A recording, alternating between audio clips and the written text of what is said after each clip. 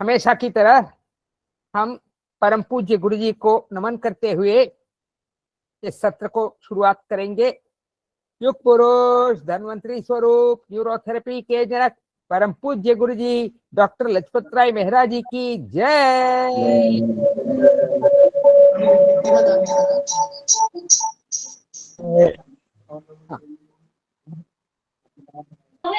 अनूप जी आपके यहाँ से दिवस सारा बंद कर लो। ठीक है, अभी पिछले क्लास की कुछ झलकें हमने रिकैपिटुलेशन के तौर पर हमने पहले वीडीआर का एलिमेंटी में क्या क्या कहाँ यूसेस, मैंने बहुत सारी चीजें हमने बताई, उसमें एंड के कुछ निचोड़ में बता रहा हूँ कि वीडीआर एलिमेंटी में कहाँ हम यूज कर सकते हैं। तो जो क्लासिक है, जो सभी को पता है, रिकेट्स, ऑस्टियोपोरोसिस और बोलेक्स। बोलेक्स माने पैर जो ऐसे टेढ़े हो जाते हैं। रिकेट्स तो आपको पता ही है कि कैल्शियम की कमी से होता है, और ऑस्टियोपोरोसिस भी कैल्शियम की कमी से होता है। तो इन तीनों में तो वीडीआर का महत्व हमें पता है। इसके अलावा अभी जो नए रिसर्च आए हुए हैं उससे हम समझ सकते हैं ऑटो इम्यून कंडीशन में इनका उपयोग है। फिर मेटाबॉलिक सिंड्रोम, तो ये मेटाबॉलिक सिंड्रोम क्या है? ये ऐसी बीमारियां जिसमें ये 4-5 चीजें मिलके बनते हैं। जैसे एक है इंसुलिन रेजिस्टेंस, यानी डायबिटीज में जो है, डायबिटीज एक मेटाबॉलिक सिंड्रोम है। फिर जिनको सेंट्रल ओबिसिटी है, यानी फैट, वेस्ट के मैंने पेट के आसपास बहुत ज्यादा फैट की जमावट। फिर हाई ब्लड प्रेशर। फिर एबनॉर्मल लिपिड प्रोफाइल, यानी एबनॉर्मल कोलेस्ट्रॉल लेवल। फिर इन्फ्लेमेशन। और इसके कुछ एग्जाम्पल क्या हैं ये मेटाबॉलिक सिंड्रोम के? डायबिटीज के अलावा पीसीओएस है, हाइपोथायरॉयडिज्म कुछ कुछ लोगों में, और कुशिंग सिंड्रोम। इसके अलावा और भी बहुत सारे हैं, लेकिन ये सब मुख्य हैं, लेट्स से। फिर इसके अलावा हमने देखा कि ये कार्डियोवैस्कुलर प्रोटेक्शन, यानी हृदय को भी प्रोटेक्ट कर सकता है, विटामिन डी। और फिर इन्फेक्शंस में काम आता है, और मेंटल हेल्थ में सपोर्ट कर सकता है। मेंटल हेल्थ में क्या क्या है? मुख्य बीमारियां हैं, डिप्रेशन है, सिजोफ्रेनिया है, फिर बाइपोलर डिसऑर्डर है। इन सब में ये बहुत मुख्य भूमिका निभा सकता है। तो फिर एएसडी बने ऑटिज्म स्पेक्ट्रम डिसऑर्डर, इसमें भी विटामिन डी बहुत मुख्य भूमिका निभाता है। और वीडीआर जो है ये मूड रिलेटेड जीन्स को रेगुलेट करने में बहुत महत्वपूर्ण भूमिका निभाते हैं। ओके, तो इसमें हमने एलिमेंट्री ट्रीटमेंट, अलग अलग सिनेरियो के लिए अलग अलग ट्रीटमेंट के स्टेप्स बताए थे। एक्चुअली ये स्टेप्स वगैरह ऑलरेडी 2 क्लास में हो चुके हैं। मैं सिर्फ उसको 6 स्टेप को आपके लिए याद कराने के लिए, पहला है प्राथमिक लक्षण, और या कौन सी प्रणाली है उसकी पहचान करें। फिर उनके शरीर क्रिया, फिजियोलॉजी, उसका पता लगाएं, स्टेप 2। फिर शरीर के पेन पॉइंट्स जो है उसको यूज करें। यानी सभी लोग मैंने ये सब कुछ करते होंगे, लेकिन इसका जो स्टेप है ये मैं बता रहा हूं कि ऐसे फॉलो करोगे तो आपको अच्छे रिजल्ट्स आएंगे।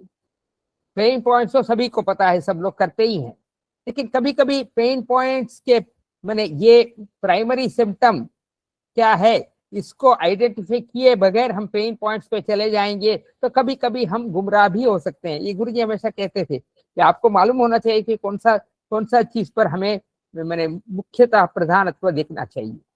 ठीक है, फिर उसके बाद मुख्य उपचार क्षेत्रों का चयन करें, और फिर लक्षणों को दबाने के बजाय होम्योस्टेसिस को बहाल करने के लिए 2 या अधिक प्रणालियों का एक साथ संतुलित करें। ये सब हमने देख चुके हैं, इसका उदाहरण पिछले बार दिया हुआ है। फिर सपोर्टिव जोन और फॉर्मूला ऐड करना। तो ये 6 स्टेप्स होते हैं एलिमेंट्री के ट्रीटमेंट्स के, और इसके हमने 3 एग्जाम्पल्स देखे थे। ये एक था हाइपोथायरॉयडिज्म, लो थायराइड फंक्शन, दूसरा था लेग क्रैम्प्स, फिर तीसरा था डिप्रेशन और लो मूड। और इसके अलावा हमने एक बहुत महत्वपूर्ण चीज हमने समझा था, उसका क्या है? सेरोटोनिन को रेगुलेट करने में लीवर की भूमिका क्या है। यानी लीवर के जो एंजाइम्स हैं, एक खास एंजाइम है नॉर्मली हमको लिवर के सिर्फ 2 एंजाइम बहुत ज्यादा मालूम है, SGPT, SGOT। इसके अलावा अभी लेटेस्ट रिसर्च कुछ नए एंजाइम्स के बारे में बता रहे हैं जो ये सेरोटोनिन को तोड़ते हैं और इससे उसको किडनी, जो तोड़ा हुआ मेटाबोलाइट है उसको किडनी द्वारा मैंने निकाल देते हैं। तो ये सब हमने पिछले क्लास में देखा था। अभी हम चौथी बीमारी पे आते हैं। 3 बीमारी हमने कवर कर लिया, चौथी बीमारी से आते हैं। तो पहला है heart weakness, low cardiac output. मैंने बताया ना कि हार्ट में भी इसकी भूमिका है। तो पहले हार्ट वीकनेस और लो कार्डियक आउटपुट में हम इसका रोल देखते हैं।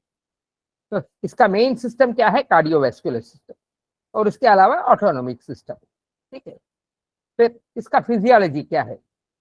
मैं थोड़ी सी सिंपल मैंने शब्दों में मैं इसको एक्सप्लेन कर रहा हूँ, बहुत डिटेल में नहीं जा रहा हूँ। हमारा हार्ट कैसे काम करता है? हमारे ब्रेन से जो कंट्रोल सेंटर है, वही शरीर का कंट्रोल सेंटर है ब्रेन, उससे सिग्नल्स आता है, उसी से हार्ट काम करता है। जो लबधब लबधब लबधब मारता है, जो वो काम करता है electrical signals from the brain से। अच्छा, फिर ये हार्मोन क्या है? वे स्पेशल हेल्पर हैं, और ये किस किस से निकलते हैं? एड्रिनल ग्लैंड से और थायराइड ग्लैंड से निकलते हैं। यहाँ एड्रिनल का मतलब समझना आपको, एड्रिनल मेडुला, एड्रिनल कॉर्टेक्स नहीं। ये एड्रिनल मेडुला के जो एपिनेफ्रिन हार्मोन आगे जाके देखेंगे, और वो थायराइड ग्लैंड, ये दोनों हमारे हृदय की गति को स्ट्रॉन्ग, मजबूत बनाते हैं। और हमारे हृदय को ऑक्सीजन चाहिए अच्छे से काम करने के लिए, क्योंकि कार्डियक मसल को चाहिए ना ऑक्सीजन काम करने के लिए। अच्छा, अगर ये सिग्नल या हेल्पर जो हैं, ये सिग्नल्स हेल्पर ये ठीक से कार्य नहीं कर रहे हैं, तो हमारी हृदय की धड़कन जो है वीक हो सकती है, और उसके कारण ही हमें थकान महसूस होता है, या हमारे ब्लड प्रेशर भी ड्रॉप हो सकता है। तो ये हो गया फिजियोलॉजी के कुछ पॉइंट। अभी आगे ये एड्रिनल मेडुला, मैंने कहा ना कि हृदय में एड्रिनल मेडुला एक महत्वपूर्ण भूमिका निभाती है। वो कौन सा? एड्रिनल मेडुला क्या करती है? वो एड्रिनलिन यानी एपिनेफ्रिन को बनाती है। और एपिनेफ्रिन क्या कार्य करता है? 3 प्रकार से कार्य करता है। नंबर 1, वो हार्ट रेट, हृदय की गति और कंट्रैक्शन की मजबूती, यानी कितनी जोर से हाथ ऐसे ऐसे करती है ना, संकुचित होती है, वो कितने प्रभाव से संकुचित करती है, कितने फोर्स लगाती है, वो है कंट्रैक्शन स्ट्रेंथ। दोनों को वो इंक्रीज करता है। और ये ब्लड प्रेशर को बढ़ाता है। हाँ, ब्लड प्रेशर को बढ़ाता है। तो इसीलिए ही हम हमेशा इसकी यूज नहीं करते, जब जरूरत है तभी यूज करते हैं। लेकिन इससे क्या होता है? ब्लड प्रेशर बढ़ा के वो क्या करता है? मसल्स को ब्लड फ्लो इंप्रूव करता है। ठीक है, फिर ये थायराइड ग्लैंड, ये क्या करता है? ये T3 T4 हार्मोन बनाता है। आपको मालूम है थायराइड ग्लैंड 3 हार्मोन बनाता है, जिसमें मुख्य है मेटाबॉलिज्म के लिए T3 T4, और तीसरा हार्मोन आपको याद के लिए कैल्सिटोनिन है, लेकिन वो मेटाबॉलिज्म के लिए यूज नहीं होता, वो केवल और केवल कैल्शियम के लिए यूज होता है। ठीक है, तो थायराइड ग्लैंड का मेन हार्मोन T3 T4 है। ये क्या करते हैं? माने regulate the heart rate and contraction strength. इसको याद रखने के लिए आपको याद होना चाहिए, हाइपरथायरॉयडिज्म में आपको पता होगा कि हाइपरथायरॉयडिज्म में हार्ट धक धक धक धक ज्यादा करता है, क्योंकि वहां थायराइड ग्लैंड ज्यादा काम करता है, और जो हाइपोथायराइड है उसमें स्लगिश हार्ट रेट होता है। तो ये दोनों आपको याद रखना है। तो हार्ट रेट और कंट्रैक्शन की स्ट्रेंथ को, दोनों को वो थायराइड हार्मोन ये इन्फ्लुएंस करते हैं, रेगुलेट करते हैं। फिर ये थायराइड हार्मोन अगर T3 T4 सही है, तो ब्लड प्रेशर हेल्दी रहता है, न ज्यादा न कम, क्योंकि थायराइड ही ओवरऑल सबका कंट्रोलर है। तो इसलिए वो अगर ठीक से कार्य करेगा तो ब्लड प्रेशर न ज्यादा न कम होगा। और फिर ओवरऑल कार्डियोवैस्कुलर हेल्थ को ये सपोर्ट करता है, हृदय की गति को। इसलिए हमारे मैंने एंजाइना ट्रीटमेंट में 10pan2 थायराइड कार्य करता है, दिया गया इसी कारण से। मैंने गुरुजी ने ये सब कितनी गहरी सोच से वो फॉर्मूला बनाया है। आपको जब फॉर्मूलास पढ़ाएंगे, आपको उसमें बहुत मजेदार चीजें हम बताएंगे वेद क्लास में। ठीक है, अच्छा, these hormones help the heart to function properly. ये जो एपिनेफ्रिन और थायराइड ग्लैंड के हार्मोन ये हृदय को ठीक कार्य करने के लिए हेल्प करते हैं, और ये शरीर के नीड्स, जरूरतों के अनुसार शरीर को अडॉप्ट करते हैं, और खास तौर से स्ट्रेस या एक्सरसाइज के दौरान अपने आप ये सब संतुलन देखते हैं, संतुलन करते हैं। ओके ओके, ठीक है। इसके बाद आ गया, नेक्स्ट आ गया अभी इसका ट्रीटमेंट जोन क्या है। ये है तीसरा स्टेप। ओके, इसमें याद रखना है हम 30 मेडुला अवॉइड करते हैं, ये ऐसे ही लिखा गया है आपको याद करने के लिए। वैसे हम कोई 20 मेडुला भी नहीं देते हैं अननेसेसरीली। 20 मेडुला या 10 मेडुला, 10 मेडुला में 10 लेफ्ट मेडुला ज्यादा देते हैं, ठीक है। तो ये कार्डियक, रविंद्र कुमार जी आप थोड़ा अपने आप को थोड़ा म्यूट कर लीजिए please, Ravindra Kumar ji. Thank you, हाँ thank you thank you thank you. हाँ, तो ये जो है 10 लेफ्ट मेडुला हम कार्डियक टोन के लिए जरूरत होने पर यूज करते हैं, ठीक। और इसका फॉर्मूला क्या क्या, हर एक फॉर्मूला क्या करता है। तो पहला है 4 medulla clockwise T1 T2 Raman, ये ऑटोनॉमिक बैलेंसिंग के लिए है, ऑटोनॉमस सिस्टम के बैलेंसिंग के लिए, ठीक है। फिर 10pan2 थायराइड, ये हार्ट स्टिमुलेशन को सपोर्ट करता है, थायराइड मेटाबॉलिज्म को सपोर्ट करता है। फिर 1 लिवर 3 पॉइंट्स देते हैं डिटॉक्स करने के लिए और एनर्जी मेटाबॉलिज्म के लिए। फिर पी हेपरिन 6 एडिया, ये सर्कुलेशन और एनर्जी के लिए। तो फॉर्मूला आप सबको पता है, 4 medulla clockwise T1 T2 Raman, और फिर 10pan2 थायराइड, फिर 1 लिवर 3 पॉइंट्स, फिर पी हेपरिन 6 एडिया, और इसके साथ उल्टा उल्टा वगैरह देते हैं, ठीक है, फिजिकल पॉइंट। ओके, इसके साथ सपोर्टिव फॉर्मूलास भी कुछ चाहिए, उसमें हम दे सकते हैं 10 लेफ्ट मेडुला दे सकते हैं, CNNS गैस, ये दोनों हर भोजन से पहले ये दोनों दिया तो बहुत अच्छा। और ये किस लिए चाहिए, इंट्रिंसिक फैक्टर के लिए और प्रोटीन डाइजेशन के लिए। फिर 1 पॉइंट लिवर इंटू 6 ट्रीटमेंट्स 4 से 6 बार दिन में, तो ये सपोर्टिव फार्मूला हो गया। सभी हृदय की बीमारी में, इनफैक्ट सभी बीमारी में 1 पॉइंट लिवर कार्य करता है, लेकिन हृदय की बीमारी में मैंने बहुत महत्वपूर्ण है उसकी जरूरत। और इससे इस सब करने से क्या हो गया, रिजल्ट क्या है, कार्डियक आउटपुट अच्छा हो जाता है, थकान वगैरह कम हो जाता है, और वाइटैलिटी, एनर्जी इंप्रूव हो जाती है। फिर अगली बीमारी है एंजाइटी और स्लीप डिस्टर्बेंस। मैंने कहा आज मैं 4 बीमारियां डिस्कस करने वाला हूँ। ये अगली बीमारी है, मैंने 3 पहले दिया था, चौथा ये हुआ था हार्ट वाला, और अभी 5वां एंजाइटी और स्लीप डिस्टर्बेंस। तो इसके कॉमन सिम्टम्स क्या हैं, तो जैसे आपको पता है कांस्टेंट रेस्टलेसनेस, वो हमेशा रेस्टलेस रहते हैं, चंचल रहते हैं, किसी न किसी चीज के देखकर वरी करते रहते हैं, घबराते रहते हैं इत्यादि। ये एंजाइटी और स्लीप डिस्टर्बेंस का एक मुख्य सिम्टम है। ओके, रेसिंग थॉट्स, मैंने वो उनके मैंने जो विचार हैं वो एक जगह रुकते नहीं है, कभी ऐसा हो जाएगा, कभी वैसा हो जाएगा, ऐसा होने से क्या होगा, वैसे होने से क्या होगा, ये सब इवन थेरेपिस्ट को भी पूछते रहते हैं ये लोग। तो आपको तुरंत समझ में आ गया कि ये थोड़ी सी डिप्रेसिव है इनका, ये है। और वो रिलैक्स नहीं कर पाते, इनएबिलिटी टू रिलैक्स। फिर इनके नेचुरली जब रिलैक्स नहीं कर पाते तो उनकी नींद तो अफेक्ट होगी ही होगी, तो poor quality of sleep, waking up frequently. और पैल्पिटेशंस, जब जब मैंने स्ट्रेस होते समय पैल्पिटेशन, धक धक करना या चेस्ट में भारी भारीपन लगना, तो उसके लिए 10 राइट मेडुला सिर्फ उस समय हम दे सकते हैं पैल्पिटेशन के लिए। पैल्पिटेशन के लिए बहुत अच्छा ट्रीटमेंट है 10 राइट मेडुला।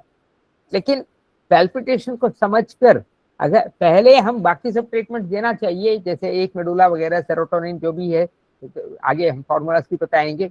उसके बाद जरूरत है तो हम 10 राइट मेडुला दे सकते हैं, ठीक है। ओके, फिर ट्रेम्बलिंग और डाइजेस्टिव अपसेट, क्योंकि गट और ब्रेन का लिंक है। तो जब भी हम चिंतित होते हैं, गुरुजी बोलते थे कि आप अगर गुस्सा करोगे आपका पैंक्रियास भी काम कम करेगा, आपका पेट भी काम कम करेगा। तो इसलिए यही बोलते थे कि खाना खाते समय शांति से खाओ। वो गुरुजी तो ऐसे ही खाते थे, तो मैंने उनको देखने में बहुत मजा लगता था कि इतने आराम से खाते थे, और उस समय कोई फोन वोन वगैरह कुछ नहीं अटेंड करते थे। ये ऐसा रूल नहीं अटेंड करते थे, बोलते थे खाना खा के अटेंड कर लेंगे, बस जो भी हो। तो ये कहने की बात है, मैंने ये सब चीजें मैंने वो इस लेक्चर के दौरान मैं वो सब चीजों को मैंने रीलिव कर रहा हूँ। ओके, तो ये ट्रेम्बलिंग मैंने शरीर में कंपन और डाइजेस्टिव अपसेट ये होगा, और tiredness in the morning despite sleep, यानी हाँ मैंने डिस्पाइट स्लीप, सोने के बावजूद थकान महसूस होना, यही प्रॉब्लम है। तो ये सब कॉमन सिम्टम्स हैं एंग्जाइटी और स्लीप डिस्टर्बेंस के। तो इसका सिस्टम क्या है, मेन सिस्टम क्या है, ये नर्व्स की बीमारी है, इसलिए सेंट्रल नर्वस सिस्टम एक बात है, और फिर हार्मोन्स की गड़बड़ी है, इसलिए एंडोक्राइन सिस्टम, और एंडोक्राइन सिस्टम में एड्रिनल, पीनियल, थायराइड, इन सब चीजों का ही हमको ठीक करना है। तो ये सिस्टम को ये कर लिया, मैंने आइडेंटिफाई कर लिया, तो फिर हमें पता है कि हमको क्या क्या पॉइंट्स देने हैं। मैं आपको और भी बताता हूँ आगे। तो ये जो है, ये सेंट्रल नर्वस सिस्टम की कार्य कैसा है। हमारा सेंट्रल नर्वस सिस्टम वही बॉडी का कंट्रोल सेंटर है, वही हमें भावनाओं को महसूस करना, और मैंने भावना मैंने ये जो फियर है, डर है, उदासी है, ये सब भावनाएं हैं, तो उसको भी सेंट्रल नर्वस सिस्टम के दौरान ही हम महसूस करते हैं, और वही हमारे स्लीप का भी नियंत्रण करता है। फिर एंडोक्राइन सिस्टम क्या करता है, वो खास मैसेंजर भेजता है, हार्मोन्स, जो इन फंक्शंस को कंट्रोल कर सकते हैं। ओके, तो जब हम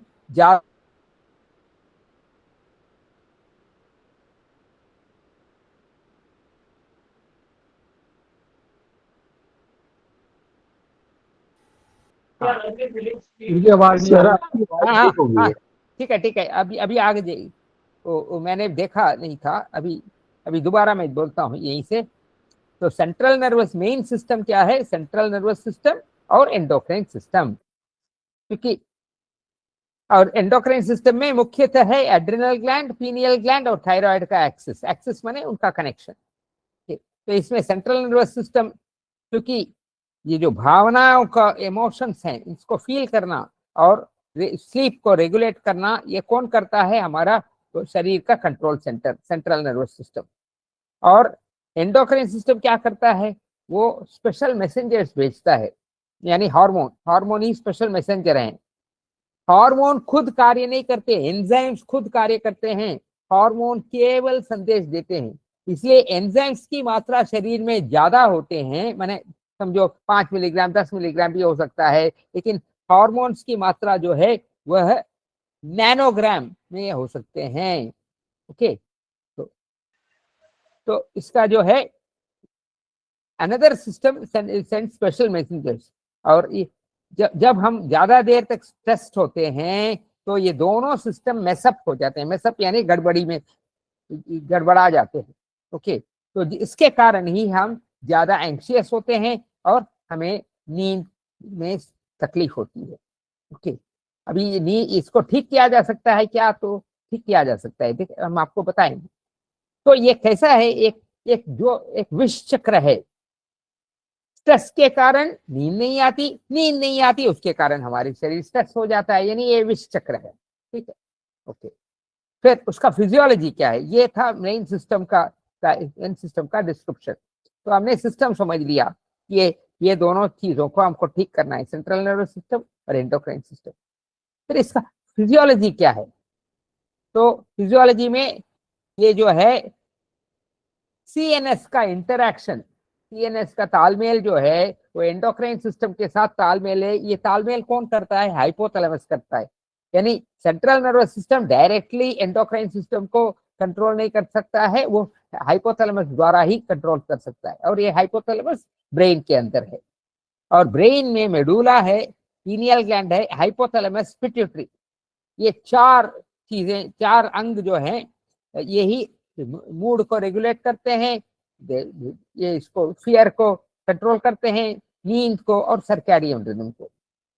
सर्कैडियन रिदम नाम बहुत बार आएगा, इसलिए मैंने सोचा उसको थोड़ा सा एक्सप्लेन करते हैं, क्योंकि सब जगह आता है ये। मैंने इंटरनेट में आप जितने भी नोट्स वगैरह देखेंगे, सर्कैडियन रिदम बोलेगा ब्रेन के बारे में होने से। तो सर्कैडियन रिदम क्या है? यह एक नेचुरल इंटरनल प्रोसेस है और ये क्या करता है, हमारे शरीर के फिजियोलॉजिकल तथा बिहेवियरल साइकिल 24 घंटे में कब होना है, कैसे होना है, यानी नींद कब आना है, कब जागरण होना है, ये सब। तो और उसका अंदर जो फिजियोलॉजिकल चेंजेस होते हैं, इन सब को ये कंट्रोल करते, रेगुलेट करता है। और ये रेगुलेशन एक्सटर्नल, बाहरी क्या क्या चीजों से वो मैंने अफेक्ट होता है, प्रभावित होता है। पहला है लाइट एक्सपोजर, फिर मील टाइम और सोशल इंटरेक्शन और एक्सरसाइज। तो 4 चीज। तो लाइट एक्सपोजर का मतलब क्या है? अगर हमारे पीनियल ग्लैंड बहुत अच्छा कार्य करना चाहिए तो हमको सोते समय एकदम आंखों के सामने ये मैंने अंधेरा होना चाहिए। और जो लोग गुरुजी को देखे हैं तो उनको सब जानते हैं कि गुरुजी जब रेस्ट करते थे, एक एक पतला सा उनके पास एक टर्किश टॉवल होता था, छोटा सा नैपकिन। वो नैपकिन को आंखों के सामने रख लेते थे, कभी भी हो, चाहे दिन हो चाहे रात हो, वो नैपकिन हमेशा रखते थे। मैंने बोलते थे कि कमरे में अंधेरा करने की जरूरत नहीं है, मेरे लिए ये काफी है। ठीक है। तो क्योंकि कभी कभी कमरे में तो अंधेरा, पूरा अंधेरा नहीं किया जा सकता है, तो ये बोलते थे कि हमेशा ये रखा करो और आप ऐसे सो जाओ तो आपके पीनियल ग्लैंड बहुत अच्छा कार्य करेगा। तो ये जो है, क्योंकि वो लाइट एक्सपोजर से ये रिदम जो है, सर्कैडियन रिदम जो है, इन्फ्लुएंस हो जाता है। फिर सोशल इंटरेक्शंस, हम ज्यादा हम मोबाइल देख रहे हैं, ये कर रहे हैं, वो कर रहे हैं, तो नेचुरली वो सब का तो असर पड़ेगा ही पड़ेगा। और improper meal timing, meal timing माने हम वक्त पे, भूख लगने पर वक्त पे खाना चाहिए। कुछ लोग वक्त पे खाना खाते हैं जबकि वो भूख भी नहीं लगता है तब भी, तो वैसा भी नहीं। तो उसके लिए ठीक सही समय पे भूख लगने के लिए क्या करना चाहिए, उसका आंसर यहाँ है एक्सरसाइज। तो ये सब चीजें ये सर्कैडियन रिदम को इन्फ्लुएंस करते हैं। फिर ये सर्कैडियन रिदम के बारे में और थोड़ी सी जानकारी। ये कैसा है, एक इंटरनल टाइमर जैसा है जो लाइट और डार्क के साथ जुड़ा हुआ है। यानी जब अंधेरा होता है, पुराने जमाने में आप सबको पता है कि सूर्यास्त तो हो जाता था, उसके बाद सब लोग प्रैक्टिकली सो ही जाते थे। मैंने थोड़ी सी नाच कूद वगैरह होता था, एक आधे घंटे 1 घंटे में थोड़ी सी शरीर को थोड़ा सा एनर्जाइज किया और फिर जाके सो गए। और एकदम सुबह मैंने भोर बेला जिसको बोलते हैं, मैंने उससे मैंने सूरज निकलने से भी पहले लोग जाग जाते थे। इवन मुर्गा जाग जाता था और लोग भी जाग जाते थे। और वो एकदम बहुत ही बढ़िया सिस्टम था। गुरुजी इसके बारे में बहुत बोलते थे कि ऐसा सिस्टम हम नहीं कर पाते आजकल। ठीक है, वो तो विडंबना है, कुछ नहीं कर सकते, लेकिन वो बोलते कम से कम ये तो करो। अच्छा, तो क्या क्या चीजों को ये सर्कैडियन रिदम इन्फ्लुएंस करता है? पहला है स्लीप वेक साइकिल, कब हम स्लीपी फील करते हैं और कब हम अवेक होते हैं। इसमें आपको एक और चीज गुरुजी की मैं बताता हूँ। वो बोलते, कहा करते थे कि वो 9:30-10 बजे के आसपास एक टाइम ऐसा आएगा जब आपको 2-3 बार उबासी आएगी और आपको लगेगा उस समय थोड़ा सा मैं अभी रेस्ट कर लूं। लेकिन अनेक लोग उसको ओवरलुक करते हैं और उसको अटेंशन नहीं देते। एक बार वो टाइम पास हो गया, समझो आपने 11:30 बजा दी, 9:30 बजे आपको थोड़ी सी नींद जैसी आई, आपको 11:30 बजा दी। 11:30 बजाने के बाद आपको करीब करीब आधे घंटे तक नींद नहीं आई, क्योंकि वो स्लीप वेक साइकिल का वो जो सिस्टम, जो शरीर के अंदर जो इंटरनल क्लॉक है, वो बिगड़ गया। आपने उसको रीसेट कर दिया, तो इसलिए फिर वो टाइम करेगा। इसलिए जो लोग रात को देरी से सोते हैं वो कहते हैं ना कि मुझे नींद नहीं आती। तो नींद क्यों नहीं आती? क्योंकि आपने अपने शरीर की जरूरत जो है, ये 9:30-10 बजे के आसपास जो एक उबासी आती है, उस समय आपने उसका ध्यान नहीं दिया, उसकी बात नहीं सुनी आपने। तो ये समझ लेना। अच्छा, हम लोग सब मैंने गुरुजी बोलते थे कि हम लोग अपनी मर्जी से हम लोग देरी से सोते हैं और देरी से उठते हैं, या कभी कभी देरी से सोते हैं जल्दी उठते हैं, कोई बात नहीं, वो ठीक है। लेकिन जल्दी उठना ठीक ही है, लेकिन देरी से सोने की जरूरत नहीं। जो काम आप थकने के बाद करते हो वो 50% या 30% एफिशिएंसी ही होती है। वही काम आप सुबह उठने के बाद, जब आप फ्रेश रहते हो, जल्दी सो जाओ, सुबह उठ जाओ, फ्रेश होके आप काम करने लगो, आपको जो काम 1 घंटा लगता है वो 40 मिनट में या 30 मिनट में खत्म हो जाएगा, और उससे ज्यादा क्वालिटी भी अच्छी रहेगी। लेकिन हम ये सब जानते हुए भी हम कर नहीं पाते। तो कम से कम मेरी मैंने ख्वाहिश है कि कुछ लोग तो इससे प्रभावित हो जाएं और धीरे धीरे करके मैंने थोड़े जल्दी टाइम पे सोने की आदत बना दी। तो ठीक है, इसके बाद क्या करता है वो, हार्मोन रिलीज, ये मेलाटोनिन और कॉर्टिसोल, ये दोनों का रेगुलेशन ये सर्कैडियन रिदम करता है। और मेलाटोनिन ही, आज ही आप देखेंगे कि मेलाटोनिन ही स्लीप के लिए इंपॉर्टेंट हार्मोन है। अभी तक हम सोचते थे कि स्लीप के लिए हार्मोन है वो सेरोटोनिन है। नया रिसर्च क्या बोलता है, सेरोटोनिन मेलाटोनिन में कन्वर्ट हो जाता है और मेलाटोनिन ही स्लीप के लिए इंपॉर्टेंट है। सेरोटोनिन अन्य चीजों के लिए इंपॉर्टेंट है, सेरोटोनिन भी इंपॉर्टेंट है। देखेंगे, वो भी देखेंगे तो आपको मैंने ताज्जुब हो जाएगा, ये नई चीज कहाँ से आ गई। और ये चीज मैं नहीं कह रहा हूँ, ये इंटरनेट कह रही है। ठीक है, तो बॉडी का टेम्परेचर, तो जिन लोगों का हाथ पैर हमेशा ठंडे रहते हैं वो भी, उनका भी मतलब है कि एक तो उनका थायराइड कम काम करता है, दूसरा है उसका सर्केडियन रिदम कुछ बिगड़ा हुआ है, तब भी ये हो सकता है। ओके, फिर metabolism, energy and digestion pattern, इसको भी ये सर्केडियन रिदम कंट्रोल करता है। और अलर्टनेस एंड एनर्जी, क्या आप हमेशा मैंने ऊर्जावान महसूस करते हैं या अपने आप को थका थका महसूस करते हैं, ये सब ये सर्केडियन रिदम का काम है। ओके, तो a healthy circadian rhythm is essential for overall wellbeing, हमारे समग्र शारीरिक संतुलन के लिए सर्केडियन रिदम का ठीक होना बहुत जरूरी है। और अगर इससे इस सर्केडियन रिदम बिगड़ गया तो उसी के कारण आता है स्लीप डिसऑर्डर, फिर थकान और अन्य हेल्थ इश्यू। तो ये फिजियोलॉजी ये कहती है। फिर हमारे स्ट्रेस सिस्टम के बारे में और सिंपैथेटिक और पैरासिम्पैथेटिक नर्वस सिस्टम के बारे में जानना जरूरी है। तो योर बॉडी स्ट्रेस सिस्टम, उसी को बोलते हैं सिंपैथेटिक नर्वस सिस्टम। हमारे पास दो सिस्टम्स हैं, एक है सिंपैथेटिक नर्वस सिस्टम, दूसरा है पैरासिम्पैथेटिक नर्वस सिस्टम।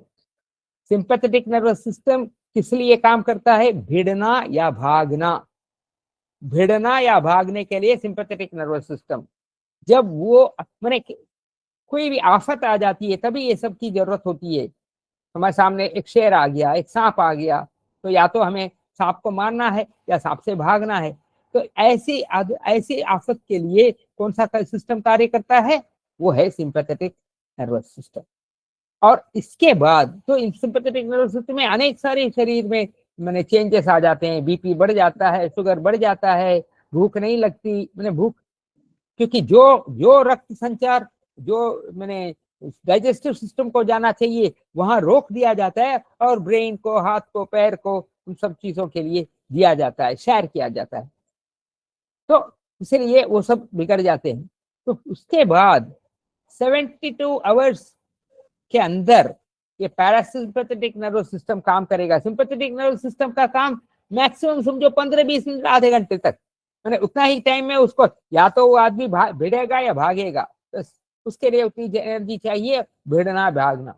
और उसके बाद ये पैरासिम्पैथेटिक नर्वस सिस्टम क्या करेगा, जो मैंने बड़े हुए हैं, जैसे हृदय की गति बढ़ी हुई है उसको कम करना, ये सांस ऐसे तेजी से सांस ले रहा है उसको कम करना, ब्लड प्रेशर को कम करना, ब्लड शुगर को नॉर्मलाइज करना, ये सब वो वापस लाता है। लेकिन ये वापस 1 सेकंड में नहीं ला सकता।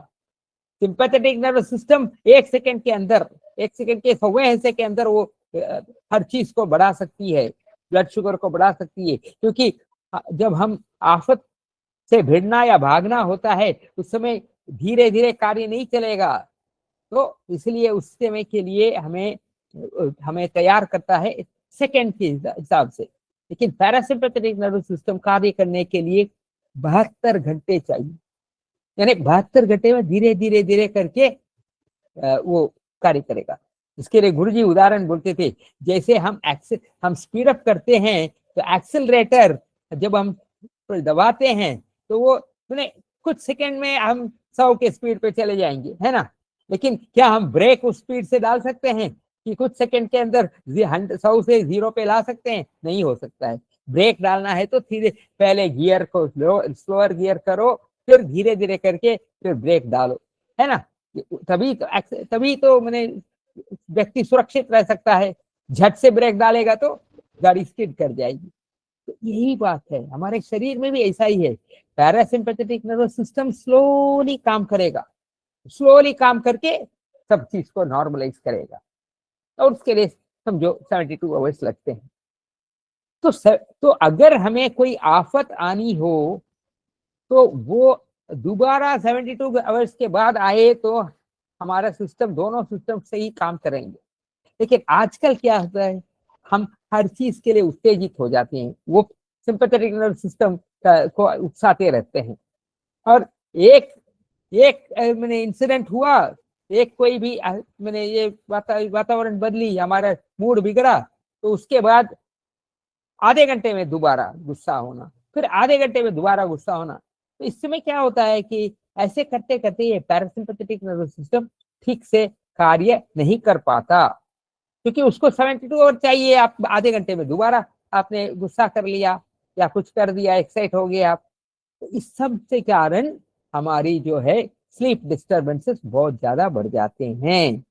ओके, तो इसका एक्सेस कॉर्टिसोल क्या करता है, ये एड्रिनल ग्लैंड्स भी ये कॉर्टिसोल बनाता है, तो एक्सेस कॉर्टिसोल भी स्लीप हार्मोन्स सेरोटोनिन और मेलाटोनिन को डिसरप्ट करता है। तो ये भी है, तो बहुत ज्यादा कॉर्टिसोल भी नहीं चाहिए हमें।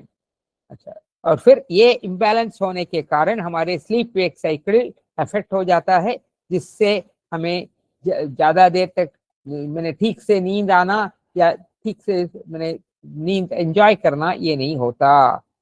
इसका मतलब है कि वो बॉडी जैसा स्ट्रेस मोड में स्टकअप हो गया, अटक गया, और रिलैक्स मोड में मैंने वापस आने में तो स्विच ऑन नहीं होता है, और इसी के कारण स्लीप इश्यूज और फटीग, थकान होते हैं।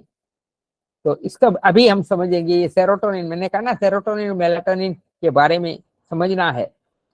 सेरोटोनिन जो है वो मूड रेगुलेशन में बहुत मुख्य भूमिका निभाता है। फिर एपिटाइट, भूख और अन्य फंक्शंस। लेकिन वो क्या है, वो मेलाटोनिन का प्रीकर्सर है, यानी सेरोटोनिन ही मेलाटोनिन में बदलता है।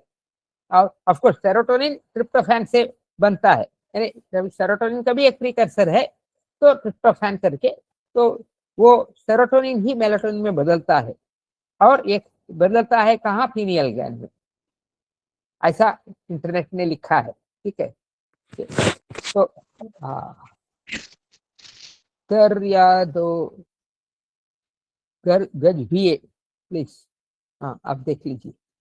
फिर इसका मतलब क्या है, स्लीप हार्मोन इज मेलाटोनिन। ये मैंने 2-3 जगह चेक किया। अभी आजकल बोल रहे हैं स्लीप हार्मोन इज मेलाटोनिन, और मेलाटोनिन आप सबको पता है पीनियल ग्लैंड द्वारा बनाया जाता है और स्लीप वेक साइकिल को नियंत्रण करता है। और इसको स्लीप हार्मोन क्यों कहा जाता है आजकल, ये भी नंबर 1 वही शाम को धीरे धीरे शाम को बढ़ते जाता है, और उसके कारण ही हमको रात को 9 बजे तक वो हमें नींद आ जाती है। यही मैंने कहा ना कि 9 बजे 9:30 बजे एक उबासी आएगी, वो उबासी का मतलब उस समय मेलाटोनिन कार्य कर रहा है। ओके, फिर इसके बाद ये क्या करता है, वो स्लीप का ड्यूरेशन को रेगुलेट करता है, ने कितने घंटे हम सो सकते हैं, लगातार सो सकते हैं, वो मेलाटोनिन निर्धारित करता है। तो इसका मतलब वो स्लीप की क्वालिटी को इन्फ्लुएंस करता है, और यही मैंने क्वालिटी ऑफ स्लीप को इम्पैक्ट करता है। तो ऑल्दो सेरोटोनिन इज इम्पोर्टेंट, बहुत मुख्य सेंटेंस है, सब लोग ध्यान दीजिए, सेरोटोनिन भी इम्पोर्टेंट है, लेकिन मेलाटोनिन ही स्लीप के साथ संबंधित प्राइमरी हार्मोन है।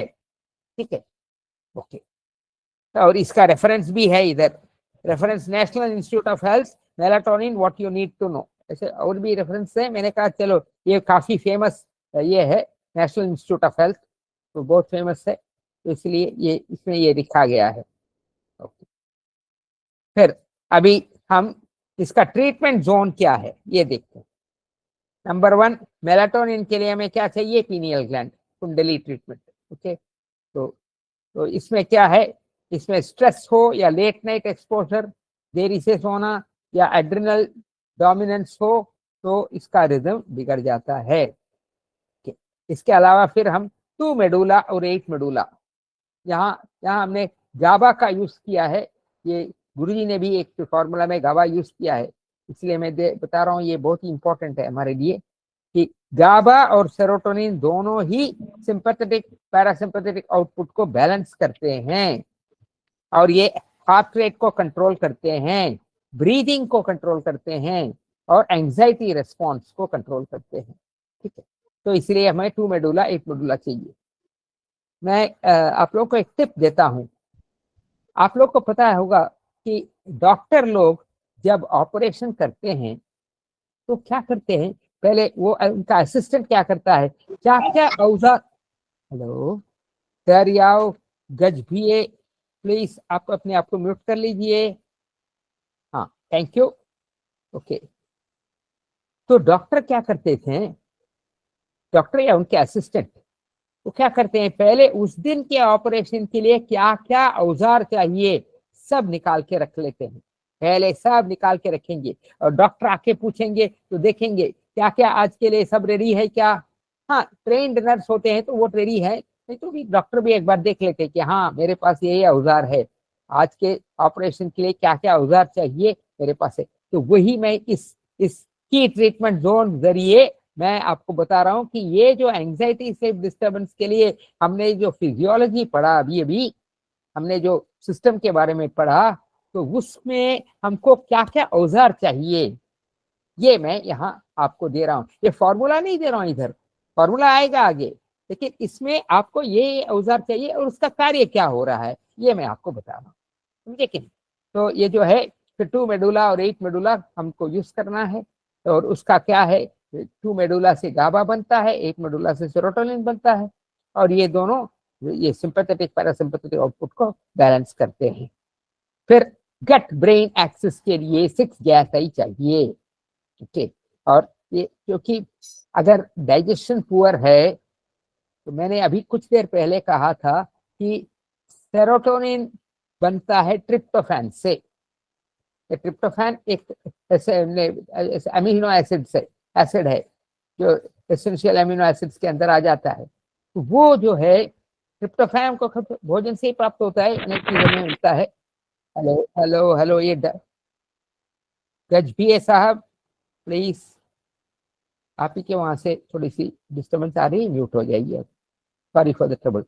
ओके, तो ये जो है तो क्या होता है ना, नहीं तो कान में जाके बहुत जोर से खराश से आवाज आती है तो कॉन्सेंट्रेट करना मुश्किल होता है, और कुछ नहीं। ओके, तो अच्छा, तो ठीक है, तो अब डाइजेशन अगर पुअर हो गया तो ट्रिप्टोफैन कम बनेगा, और ट्रिप्टोफैन कम बनेगा तो सेरोटोनिन कम बनेगा, सेरोटोनिन कम बनेगा तो मेलाटोनिन की सिंथेसिस में होगी, क्योंकि सेरोटोनिन है मेलाटोनिन का प्रीकर्सर, ट्रिप्टोफैन है सेरोटोनिन का प्रीकर्सर, इसीलिए ट्रिप्टोफैन सेरोटोनिन मेलाटोनिन ऐसा सिस्टम है। तो उसके लिए हमको क्या चाहिए, डाइजेशन गट में होना चाहिए, और डाइजेशन एब्जॉर्प्शन। तो डाइजेशन के लिए हम देंगे CNS गैस वो अलग से आएगा, और एब्जॉर्प्शन के लिए हमको 6 गैसें देंगे। फिर हमको ये एक्सेस कॉर्टिसोल, हमने अभी भी बताया कुछ देर पहले कि कॉर्टिसोल ज्यादा होना भी स्लीप को बिगाड़ देता है, तो एक्सेस कॉर्टिसोल स्लीप को बिगाड़ देता है, और ये इम्यून और सेरोटोनिन प्रोडक्शन को कम कर देता है, क्योंकि और इसको कौन देखभाल करता है, सोमेटोस्टैटिन, और सोमेटोस्टैटिन के लिए हम क्या देते हैं, 2pan3 या 2pan6। मैं 3 एक माइल्ड फॉर्म के लिए रखा हूं, तो 3 भी दे सकते हैं, 6 भी दे सकते हैं, दोनों में बहुत अच्छा सेरोटोनिन का कार्य होता है, सॉरी सोमेटोस्टैटिन का कार्य होता है। 2pan3। फिर थायराइड एक्सिस में हमको क्या कौन कौन ये है, एक है ट्रीटमेंट है थायराइड पी, और एक है थायराइड, और ये दोनों हमको मेटाबॉलिज्म को ठीक करते हैं, मूड को ठीक करते हैं, और अगर किसी को हाइपोथायरॉयड टेंडेंसी है तो उसमें उसकी एंजाइटी और इंसोम्निया बिगड़ जाती है। तो ये सब हमारे औजार हैं। अभी उसमें और भी है, ये हमको इधर हमने पीनियल ग्लैंड का दिया, तो अभी पीनियल ग्लैंड में हमको क्या देना है, 40 सेकेंड का कुंडली देना है। कुंडली हमारे पास आपको पता है इतने सारे कुंडली हैं, तो 40 सेकेंड है, 20 सेकेंड है, 13 है, 6 है, तो हमको इधर क्या देना है, 40 सेकेंड की कुंडली, क्योंकि हमको पीनियल ग्लैंड को रेगुलेट करना है। और उससे क्या होगा, मेलाटोनिन का रिदम को रिस्टोर हो जाएगा और स्लीप आने लग जाएगा। हमको स्लीप की ही बातें कर रहे हैं, तो हमको स्लीप आना है। फिर 8 मेडुला के साथ 6 गैसाई, आपको पता है ऑलरेडी गुरुजी ने दिया हुआ है 8 मेडुला 6 गैसाई सेरोटोनिन फॉर्मूला में। तो ये क्या करता है, ऑटोनॉमिक नर्वस सिस्टम को काम करता है, ये फाइट या फ्लाइट रिस्पॉन्स को कम करता है। फाइट या फ्लाइट रिस्पॉन्स का मतलब क्या है, भिड़ना या भागना, इसको कम करता है। फिर सेरोटोनिन को स्टेबलाइज करता है। इसके बाद 2 पैन इंटू 3 ट्रीटमेंट्स, ये क्या करता है, सेरेबेलम में जो ओवर एक्टिविटी होता है, सेरेबेलम में जो ओवर एक्टिविटी होता है उसको बैलेंस करता है। फिर बॉडी माइंड कोऑर्डिनेशन को बैलेंस इंप्रूव करता है। और हाइपर एक्टिविटी, 2 पैन हमेशा हाइपर एक्टिविटी को कम करता है, तो वो एंजाइटी को भी कम करेगा। फिर 6 मेडुला हाइपोथैलेमस के लिए, तो वो से क्या है, ये रिलीजिंग हार्मोन्स बनाने के लिए हमको चाहिए। Okay, 1 point liver raw material support के लिए। तो 20 मेडुला और 12 गैसाई सेरोटोनिन और डोपामाइन दोनों को मूड के लिए स्टेबलाइज करना।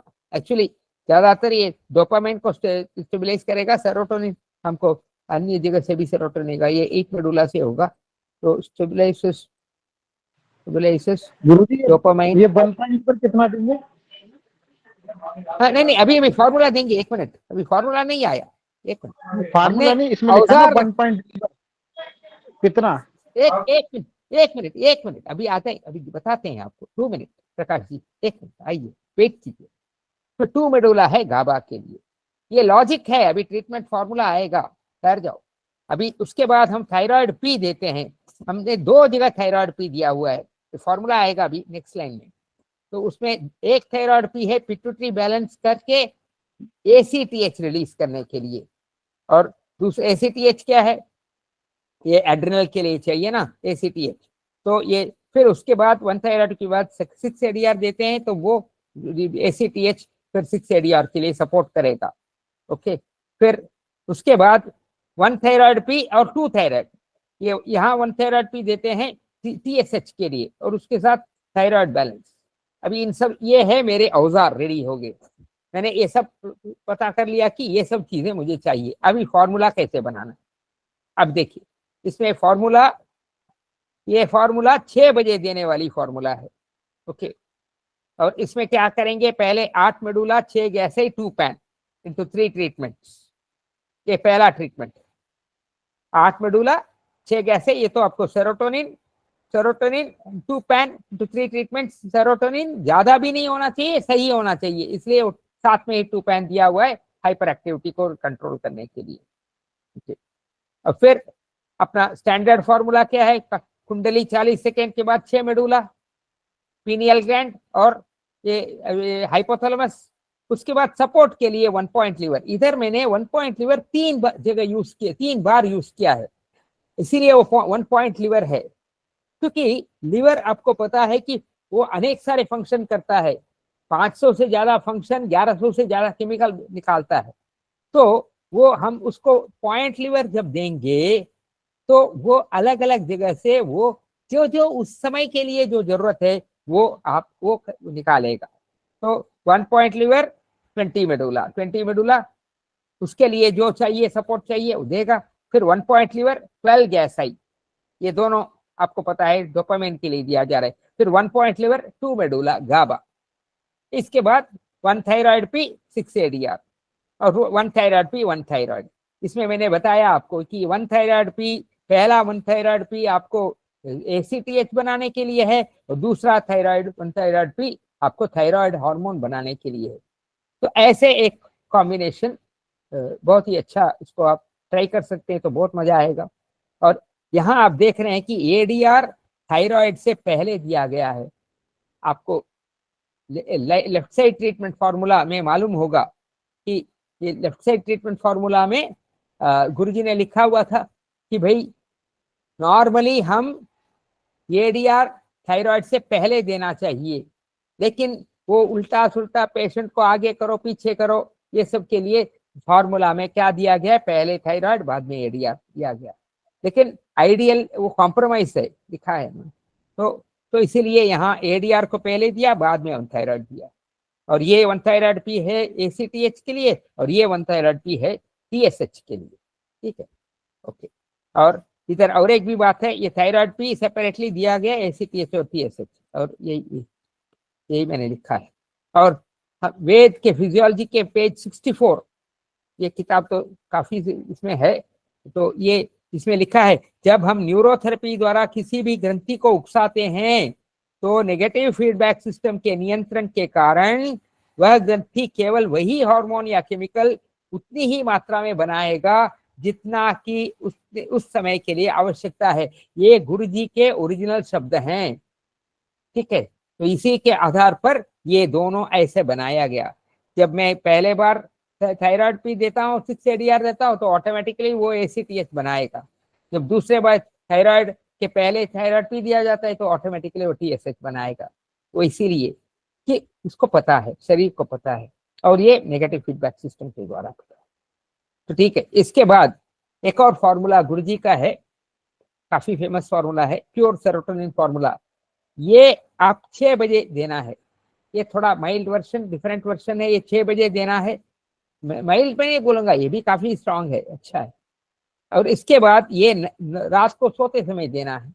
उसमें क्या है, कुंडली 40 second, 6 medulla 3 treatment, 8 medulla 3 treatment, 2 medulla 3 treatment, और हाफ कुंडली 6 सेकेंड, और 8 गैस 3 पॉइंट। उस समय एक ट्रीटमेंट में 8 गैस दिया था गुरुजी ने, ये एक ट्रीटमेंट। और इसके बाद एल्बो जॉइंट रबिंग है, बैक ऑफ नी मसाज है, रबिंग ऑफ द सोल, और बैक ऑफ हेड रबिंग, मैंने ब्रॉडबैंड एरिया घिसाई, इसको बोलते हैं बैक ऑफ हेड रबिंग। तो ये सब ये बहुत ही अच्छा टेस्टेड ट्रीटमेंट है, इसको बोलते हैं प्योर सेरोटोनिन फॉर्मूला। ये फॉर्मूला तो काफी प्रचलित है, कुछ साल पहले ये इतने इसमें पीडीएफ में आया हुआ था, अनेक लोगों के पीडीएफ में। अभी आ गया सपोर्टिव फार्मूला। सपोर्टिव फार्मूला क्या है, मैंने बताया ना कि आपको इंट्रिंसिक फैक्टर चाहिए, उसके लिए CNNS gas all 3 sides. Okay, thank you. हाँ, थैंक यू। तो আমাকে একটু জল দিয়ে দাও না। तो ये CNNS गैस इंट्रिंसिक फैक्टर के लिए और मैग्नीशियम एब्जॉर्प्शन के लिए। और फिर पी हेपरिन 6 ADR, ये सेरेब्रल और एड्रेनल सर्कुलेशन बढ़ाएगा। और 1 पॉइंट लीवर इनटू 6 ट्रीटमेंट, मैंने बताया ना दिन में 4 से 6 बार देना अच्छा है। ये डिटॉक्स करेगा, एंजाइटी के कारण जो टॉक्सिन्स बन जाते हैं डिटॉक्स करेगा। तो इसका रैशनल क्या है ये सब देने का, ये पीनियल, मेडुला, एड्रिनल और गट न्यूरोट्रांसमीटर को बैलेंस को वापस लाता है, और उसके कारण स्लीप वेक रिदम नॉर्मलाइज हो जाता है। इस प्रकार हम कहते हैं।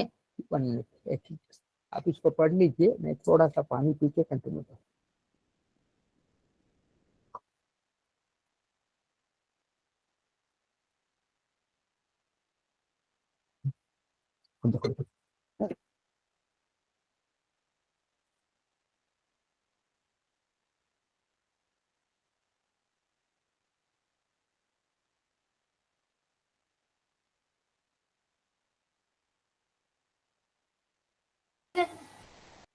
हाँ, तो एलिमेंट्री क्या किस पे फोकस करता है, मेडुला एड्रेनल एक्सिस को, पीनियल ग्लैंड के रिदम को रिस्टोर करना, गट सेरोटोनिन को इंप्रूव करना, और ये पिट्यूटरी थायराइड कंट्रोल को ठीक करना, ये सब। ओके, हाँ, थैंक यू। ये हो गया एक 5 नंबर बीमारी। अभी 6 नंबर बीमारी, memory loss, early cognitive decline. तो मेमोरी लॉस में ये मेमोरी लॉस अल्जाइमर डिजीज की एक निशानी है, इनफेक्ट मुख्य निशानी है। लेकिन हर बार मेमोरी लॉस जो है वो अल्जाइमर डिजीज है ऐसा नहीं समझना। क्योंकि मेमोरी लॉस इवन नॉर्मल आदमी में भी हो सकता है। फॉरगेटफुलनेस, पुअर फोकस, फोकस ठीक से नहीं कर पाना, फिर इवेंट्स, रीसेंट इवेंट्स, अभी अभी समझो एक आधे घंटे पहले कुछ काम किया है लेकिन आपने उस काम पे ज्यादा ध्यान नहीं दिया, मैंने काम करते लिए आपका मन कहीं और है, तो उस समय क्या होगा, हम उसको रिकॉल नहीं कर सकते हैं। कोई सर आपका पूछेगा आवाज बहुत ब्रेक हो रहा है। क्या आ रहा है, आवाज ब्रेक समझा हो नहीं। रहा है सर आपका बहुत। ओ, अच्छा, एक मिनट।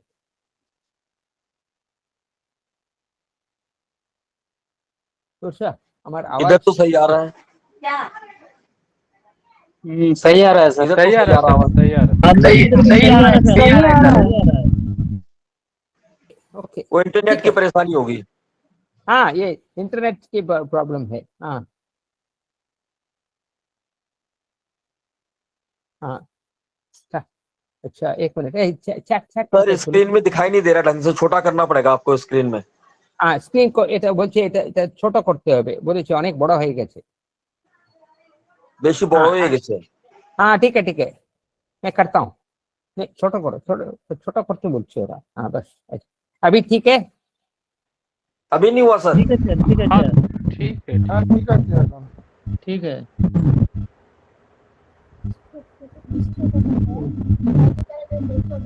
हाँ, वो बिटिया बोल रही है, वो थोड़ी सी ये सब चीजों वो बोलती है बहुत ज्यादा छोटा करने से लाइव में जो लोग हैं, सही है सर। ठीक है, अब सही है, अब सही है। ओके ओके ओके, ठीक है, अच्छा है आप लोगों ने बोल दिया। हाँ, तो फर्क ये होता, सुने ये सब इसमें और क्या क्या सिम्टम्स हैं। मेंटल फैटीग, थक जाना, माने छोटे छोटे चीजें, इवन समझो एक छोटी छोटी गणित भी कभी कभी एक उम्र के बाद होता नहीं है, वो ये सब मेमोरी फॉरगेटफुल, मेमोरी लॉस में आ जाता है। यानी मेमोरी लॉस का ये मतलब नहीं कि वो चीजें भूलना ही मेमोरी लॉस है, ये सब भी थकान या मैंने कंफ्यूजन, आप एक सिंपल क्वेश्चन पूछ रहे हैं, वो बंदे को समझ में नहीं आ रहा है, वो 1 मिनट सोच कर फिर जवाब देता है, वो भी मेंटल फॉग है। ठीक है, इसी को और एक नाम है स्लो कंप्रहेंशन, माने धीरे से समझना। इसलिए उनको कभी कभी एक ही चीज को 2 बार 3 बार पूछेंगे, वो तो उसमें 2 प्रॉब्लम है, एक है तो ठीक से सुनाई नहीं हुआ होगा, वो बात दूसरी है कभी कभी आमने सामने, ये देखो मैंने इंटरनेट में कोई बात करता है उस समय नहीं सुनता है, वो मेंटल फॉग नहीं है। लेकिन कभी कभी आमने सामने बात कर रहा है, आपका बेटा आपसे बात कर रहा है मैंने एक उम्र के बाद, और बेटा एक पूछ रहा है या बोल रहा है, आप समझ नहीं पाते उसको, तो कभी कभी क्या बोला, और एक बार बोलो, इसमें क्या करना है, ठीक है मैं सोच के बताता हूँ, ये सब ऐसा सब जो ये देते हैं, रिस्पॉन्स देते हैं, ये सब मेंटल फॉग में आ जाता है। और उसमें पुअर मोटिवेशन, काम करने के लिए मोटिवेशन कम होता है, मूड डिक्लाइन हो जाता है इत्यादि। और फिर ये कभी कभी ये लो थायराइड, मैंने थायराइड की कमी या ब्रेन में सर्कुलेशन की कमी से ये सब होता है। तो इसमें मेन सिस्टम क्या है, मेन सिस्टम है सेंट्रल नर्वस सिस्टम, क्योंकि मेमोरी तो सेंट्रल नर्वस सिस्टम से ही संबंधित है, ब्रेन से संबंधित है। उसमें उसमें आता है सेरेब्रम, सेरेबेलम और मेडुला। फिर सर्कुलेटरी सिस्टम, अभी अभी हमने बताया सर्कुलेशन, फिर एंडोक्राइन सिस्टम, तो ये सब की एरिया है। और इसमें मेमोरी और फोकस किस पे रिलाई करते हैं, भरोसा करते हैं, एक है कॉर्टिकल न्यूरॉन्स, कॉर्टेक्स, ब्रेन के जो सेरेब्रल कॉर्टेक्स जो है, सेरेब्रम सेरेब्रम के कॉर्टेक्स, सेरेब्रम ऊपर है, सेरेबेलम पीछे है, नीचे है, याद रखना। ब्रम ये है माथे के ऊपर है सेरेब्रल कॉर्टेक्स, उसके बाद सेरेबेलम, सेरेबेलम ये जो पीछे वाला भाग है, छोटा भाग, ओके, छोटा ब्रेन। तो ये जो है कॉर्टिकल न्यूरॉन्स जो है, कॉर्टेक्स के न्यूरॉन वही सब चीज को प्रोसेस करते हैं, स्टोर करते हैं। और फिर हिप्पोकैम्पस, वो नए मेमोरी के लिए इंपॉर्टेंट है। देखो जब तक हम ये सब चीजें नहीं समझेंगे, हमको मालूम नहीं होगा क्यों मेमोरी लॉस के लिए हमको 12 मेडुला कहीं ना कहीं यूज करना है, समझे कि नहीं। इसलिए ये अभी पहले सिस्टम्स को देख रहे हैं, फिर हम उसके फिजियोलॉजी समझेंगे, फिर जाएंगे फॉर्मूला के ऊपर। तो इसमें ऐसे करने से एक बार मैं ये सब कर दूंगा ना, आपके दिमाग में एकदम फिट बैठ जाएगा। इसलिए मैं थोड़ा ज्यादा टाइम दे रहा हूँ इन सब चीजों के ऊपर, ताकि आपको अच्छी तरह से समझ में आए। ओके, फिर सेरेबेलर रिफ्लेक्स इंटीग्रेशन, कोऑर्डिनेशन और लर्निंग। ठीक है, ये सब चीजों को, ये सब की ब्रेन एरियाज हैं।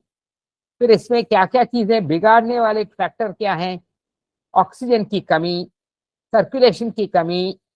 तो इससे क्या होगा? ये reduced blood flow and oxygen delivery to brain cells can impair function and lead to cell death। ये सेल डेथ का भी कारण बन सकता है। फिर न्यूरोट्रांसमीटर का इम्बैलेंस है तो वो मेमोरी और कॉग्निटिव प्रोसेसिंग को बिगाड़ सकता है, जब न्यूरोट्रांसमीटर में इम्बैलेंसेस आते हैं। ठीक है, फिर इसमें सिस्टम में थायराइड और लिवर का इम्पैक्ट क्या है? Hypothyroidism, hypothyroidism can lead to reduce metabolic energy. आपको मालूम है थायराइड ग्रंथि ही मेटाबॉलिज्म के लिए जरूरत है। तो अगर थायराइड ग्रंथि ठीक से काम नहीं करेगी तो नेचुरली मेटाबॉलिक एनर्जी कम हो जाएगी, और जब मेटाबॉलिक एनर्जी कम होगी तो ब्रेन सेल का फंक्शन कम हो जाएगा और कॉग्निटिव डिक्लाइन, मैंने समझने की, समझबूझ की शक्ति कम हो जाती है। इसमें सभी को गुरुजी का बताया हुआ एक चीज मैंने लिखा भी है कि पैदा होने के 1 साल तक बच्चे को दिमाग की देखभाल कौन करता है? थायराइड ग्रंथि। तो ये थायराइड ग्रंथि बहुत महत्वपूर्ण ग्रंथि है, क्योंकि उसी समय बच्चे का विकास है। इसीलिए ही हाइपोथायराइडिज्म, जो इनका बहुत सीवियर हाइपोथायराइडिज्म है, उसका मंद बुद्धि के बच्चे हो जाते हैं। इसका यही कारण है, क्योंकि उस समय थायराइड ग्रंथि नहीं है जो उनके ब्रेन का विकास कर सकता है।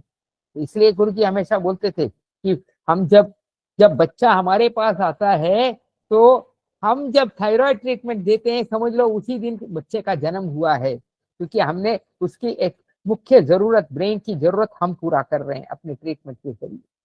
ठीक है, तो ये अच्छा है।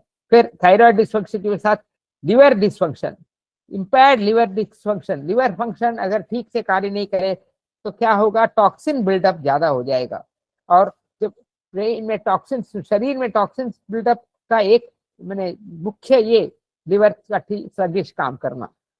तो और जब टॉक्सिन बिल्डअप हो जाएगा तो नेचुरली ब्रेन का हेल्थ, ब्रेन का स्वास्थ्य बिगड़ जाएगा और ब्रेन के फंक्शंस बिगड़ जाएंगे। तो ये सब चीजों के कारण क्या होगा?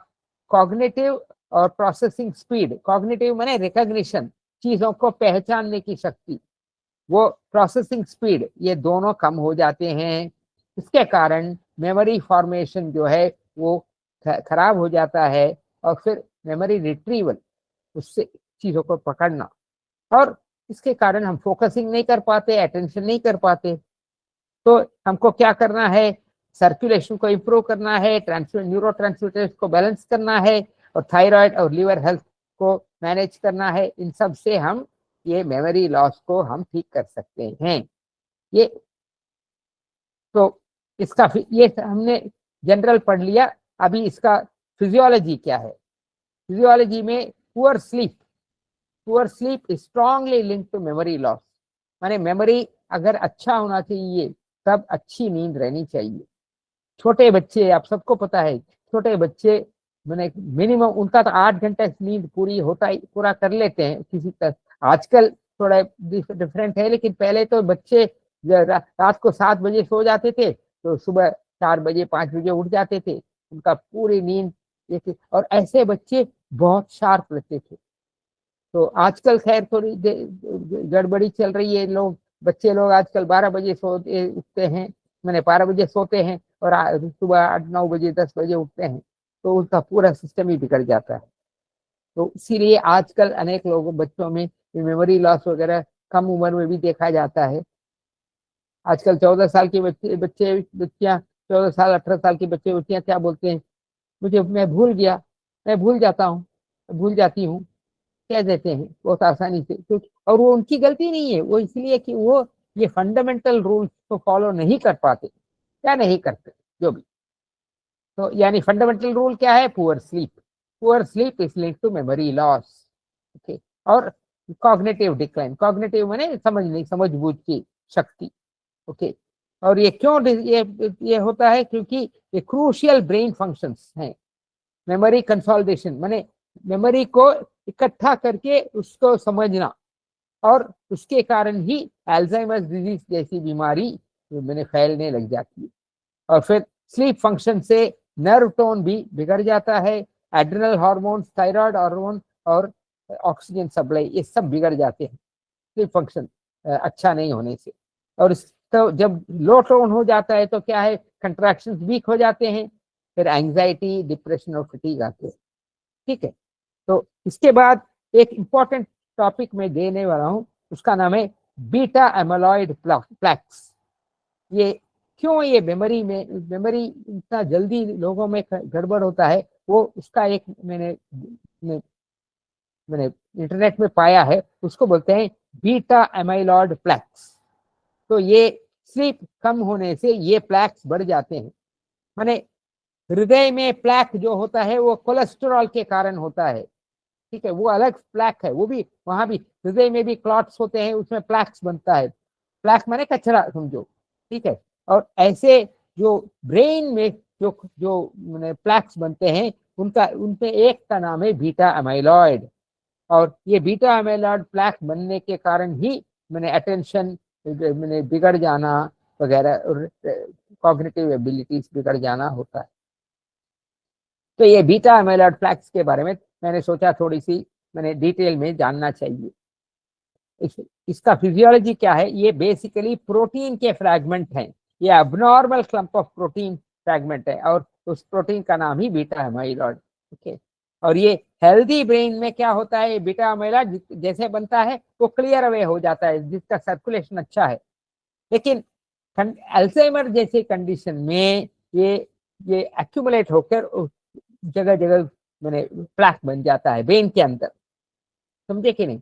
ये हृदय की प्लैक से डिफरेंट है। ये हृदय के प्लैक कोलेस्ट्रॉल से बनते हैं, हृदय आर्टरीज के अंदर जो प्लैक्स बनते हैं ये बीटा अमाइलॉइड के प्लैक्स बनते हैं, और ये बीटा अमाइलॉइड प्रोटीन फ्रैगमेंट्स हैं। कोलेस्ट्रॉल ये फैट का टुकड़ा है, फैट का जमावट, तो चीज ही अलग है। इसलिए इसको ठीक करने के लिए हमको अलग से सोचना पड़ेगा। ओके, फिर अल्जाइमर का हॉलमार्क क्या है, छाप क्या है? ये फॉर्मेशन ऑफ दीस प्लैक्स, ये फॉर्मेशन ही अल्जाइमर के छाप है, और यही ये इसका डिजीज को प्रोग्रेस करने के लिए लेता है, ऐसे को समझा जाता है। फिर इसमें डाइट में हमको क्या करना है?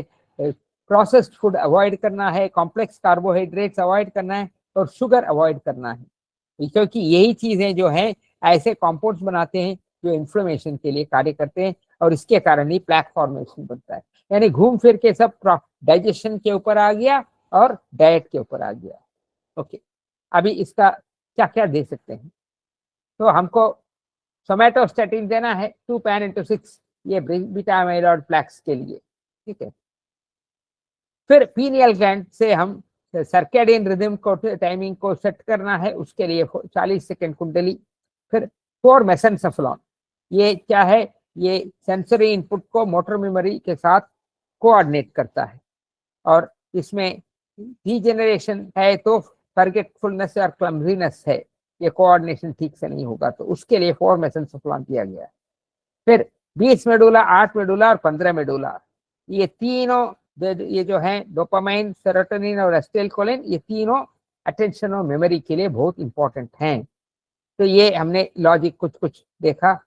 अभी और भी है, 12 मेडुला बहुत इंपॉर्टेंट है नए मेमोरी बनाने के लिए, और अगर इसमें डीजेनरेशन होता है, हिप्पोकैम्पस में डीजेनरेशन होता है तो फॉरगेटफुलनेस, याददाश्त की कमी, क्लमजीनेस कार्य करने में एक तालमेल नहीं रहना इत्यादि, भद्दापन, कार्य करने में भद्दापन, जैसे खाना खाते हैं तो वो ऐसे इधर उधर सब छोटे बच्चे जैसे बन जाते हैं ना, तो वो बड़ों में बहुत बड़े उम्र के वाले उनका भी ऐसा हो जाता है। वो जानबूझ के नहीं करते हैं, उनके वो सब एरियाज में उनको ये होता है, कमी होती है, इसलिए ऐसा होता है। ठीक है, फिर फिर एड्रिनल 6 ADR, ये एनर्जी के लिए चाहिए और ऑक्सीजन डिलीवरी के लिए चाहिए। और 1 लिवर 3 पॉइंट्स, ये अमोनिया को डिटॉक्सिफाई करने के लिए और विटामिन B12 और D दोनों के मेटाबॉलिज्म के लिए चाहिए। और ये दोनों न्यूरॉन के हेल्थ के लिए बहुत मुख्य हैं, विटामिन D और विटामिन B12। और 2 थायराइड, ये सेरेब्रल ब्रेन में ग्लूकोज यूटिलाइजेशन के दिया जाता है और माइटोकॉन्ड्रियल एनर्जी के लिए दिया जाता है। ओके, अभी फार्मूला क्या है, बड़ा सिंपल है। पहला है 2 pan into 6 ट्रीटमेंट्स, फिर 1 point liver into 3 ट्रीटमेंट्स और कॉडा इक्विना प्लस, फिर गैस सेट, ये गैस सेट अगले स्लाइड में बताएंगे, और फिर UDF फार्मूला और 2 थायराइड। मैंने ये सब चीजें, इसमें और भी बहुत सारे फार्मूलास हो सकते हैं, ये एक सैंपल रिप्रेजेंटेटिव सैंपल मैंने दिया है। तो ये सब ट्रीटमेंट्स के किस लिए दिया गया है, डाइजेस्ट अबनॉर्मल प्रोटीन्स के लिए। ये प्रोटीन्स के डाइजेशन के लिए कॉडा इक्विना प्लस भी दिया जाता है, फिर गैस सेट भी दिया जाता है। तो ये गैस सेट क्या है, आपके पास 2 गैस सेट हैं, तो ये अल्टरनेटिव वीक्स में किया जा सकता है। बहुत सिंपल ट्रीटमेंट्स हैं ये सब, और ये अनेक लोगों को ये पता भी होगा, ये काफी ग्रुप्स में भी ये सब मैंने ये सेट्स हैं।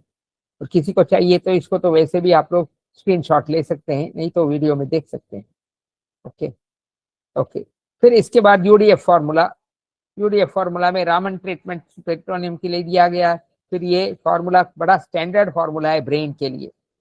मैंने UDF फार्मूला में अलग अलग 6 या 7 फार्मूलाज मैंने लिखा है, उसमें मैंने एक फार्मूला में मैंने बताया ये ब्रेन के लिए चाहिए, तो वो ये है, ये वाला फार्मूला है। अन्य अन्य फार्मूला अन्य अन्य चीजों के लिए लिखा है मैंने, ठीक है। तो ये UDF फार्मूला ये वाला बहुत इफेक्टिव है ब्रेन के प्रॉब्लम्स के लिए। फिर इसके बाद आ जाता है टारगेट ट्रीटमेंट। टारगेट ट्रीटमेंट इनके लिए मैंने पहले ये सब देखे, उनके शरीर बॉडी को ठीक करना है, पहले से टारगेट ट्रीटमेंट में नहीं जाना है, याद रखिएगा। Target treatment should be given may be after 1 to 1.5 months, 1 से 1.5 महीने के बाद टारगेट ट्रीटमेंट देने से फिर रिजल्ट अच्छे आएंगे। ओके, फिर हाँ, तो इसमें टारगेट ट्रीटमेंट में ये कुंडली 40 सेकेंड, 6 मेडुला, 1 लिवर 3 पॉइंट, फिर 15 मेडुला एसिटाइलकोलाइन के लिए और 4 मेसेंसोफ्लॉन। ये पहला ट्रीटमेंट है। फिर 1-1.5 मिनट 2 घंटे 2 मिनट के बाद 1 point liver 20 medulla, 1 point liver 12 medulla, 1 point liver 8 medulla. यानी हर जगह में हमने पॉइंट लीवर इसलिए दिया कि वो उस समय के लिए जो चाहिए, 20 मेडुला बनने के लिए जो जो चाहिए वो ये 1 point liver करेगा, ये 12 मेडुला के लिए जो जो चाहिए वो ये 1 point liver करेगा। ऐसे सेरोटोनिन बनने के लिए जो चाहिए वो ये 1 point liver करेगा। फिर इनके सपोर्ट के लिए 6 ADR 6 गैस आई, ये 8 मेडुला के साथ 6 ADR 6 गैस आई, आपको पता है ये ऑलरेडी सेरोटोनिन फार्मूला में है। और ये एंटेरिक नर्वस सिस्टम में अलग अलग चीज अलग अलग टाइम में बनते रहते हैं, तो वो सब निकालेगा। फिर 2 थायराइड या 4 थायराइड जरूरत के अनुसार, तो कितना चाहिए वो 2 थायराइड या 4 थायराइड। मैंने हाइपोथायराइड अगर कंफर्म्ड है तो 4 थायराइड दे देना, नहीं तो जनरल है तो 2 थायराइड, रोज देना है तो 2 थायराइड से भी काम करेगा। तो इस सबसे क्या करते हैं हम, न्यूरोनल एनर्जी को रिस्टोर करते हैं, न्यूरोट्रांसमीटर बैलेंस को और डिटॉक्स पाथवेज को हम ये करते हैं। इसके बाद सपोर्टिव ट्रीटमेंट हो गया, CNNS गैस ऑल 3 साइड्स हर मील से पहले। फिर फास्टर जे नॉर्मल 8 मेडुला 6 गैस है ट्वाइस अ डे, कि हमको बेसिकली मेमोरी लॉस के लिए काम करना है तो ये 8 मेडुला 6 गैस चाहिए। फिर 1 point liver into 6 सपोर्ट के लिए चाहिए, और पी हेपरिन 6 ADR। तो ये है ये इसके लिए। तो ये हो गया अभी लास्ट आखिरी जो है 7वां जो है फैटी लिवर और स्लगिश मेटाबॉलिज्म। ये मैंने इसलिए लिया कि ये सब आजकल बहुत सारे लोगों में ये सब प्रॉब्लम्स आते हैं, ठीक है, इसलिए लिया। तो इसमें सिस्टम क्या है, डाइजेस्टिव सिस्टम है, मेटाबॉलिक एक्सिस, उसमें लिवर, गॉल ब्लैडर और पैंक्रियास, फिर एंडोक्राइन सिस्टम में थायराइड और एड्रिनल, और इसमें लिवर ही सेंट्रल डिटॉक्स और मेटाबॉलिक के लिए मुख्य भूमिका निभाता है। फैटी लिवर में क्या होता है, लिपिड मेटाबॉलिज्म स्लो हो जाता है और फिर बाइल का फ्लो स्टैग्नेट हो जाता है और इंसुलिन या इंसुलिन रेजिस्टेंस डेवलप होता है। यानी डायबिटिक्स में भी फैटी लिवर के साथ डायबिटिक्स का बहुत ज्यादा संबंध है। अनेक डायबिटिक्स में बाद में देखा जाए तो उनको फैटी लिवर दिखाई देगा। फिर ये जो है थायराइड और एड्रिनल, ये जो है बेसिक मेटाबॉलिक रेट को रेगुलेट करते हैं और एनर्जी यूटिलाइजेशन के लिए चाहिए। और इसका साइंस क्या है, जो मुख्य सिम्टम क्या है? एक है थकान, लगातार थकान, काम करने की इच्छा ही नहीं रहना। वैसे काम करने की इच्छा न रहना स्प्लीन के एनलार्जमेंट में भी होता है, लेकिन गुरुजी हमेशा कहते हैं तो लीवर स्प्लीन ये सब दोनों इंटरलिंक्ड हैं, तो एक कमजोर है तो दूसरा एनलार्ज हो सकता है। स्प्लीनोमेगाली, हेपेटोमेगाली, स्प्लीनोमेगाली और फिर कार्डियोमेगाली, यानी लीवर, स्प्लीन और हार्ट, ये ऐसे प्रोग्रेसिव में ये हो जाते हैं, मैंने एनलार्ज हो सकते हैं। तो फिर इसमें थकान के साथ साथ एपिटाइट, भूख ही नहीं लगना। अगर किसी को लगातार, बच्चों में होता है, लगातार भूख नहीं लगता है, तो 1 पॉइंट लीवर दिन में 3-4 बार दे दीजिए, 2 दिन के अंदर वो बच्चे सुधर जाएंगे, 1 दिन के अंदर सुधर जाएंगे। उसके बाद फास्टेज एनर्जी बेसिस से, ठीक है। फिर सॉरी, थैंक यू। फिर इसके बाद एब्डोमिनल डिस्कम्फर्ट और pain on the right side, ये तो आपको पता है कि राइट साइड में दर्द होगा। ओके। फिर इसमें फैटी लिवर के कारण मेटाबॉलिज्म स्लगिश हो जाता है, उसके कारण परसिस्टेंट लगातार थकान हो जाता है। और ये किस लिए होता है? क्योंकि लिवर जो है ठीक से फैट्स और न्यूट्रिएंट्स को प्रोसेस नहीं कर पाता, या तो स्टोर नहीं कर पाता या प्रोसेस नहीं कर पाता, कुछ भी फैट्स को डाइजेस्ट नहीं कर पाता, इन सब में ये मेटाबॉलिज्म स्लगिश हो जाता है।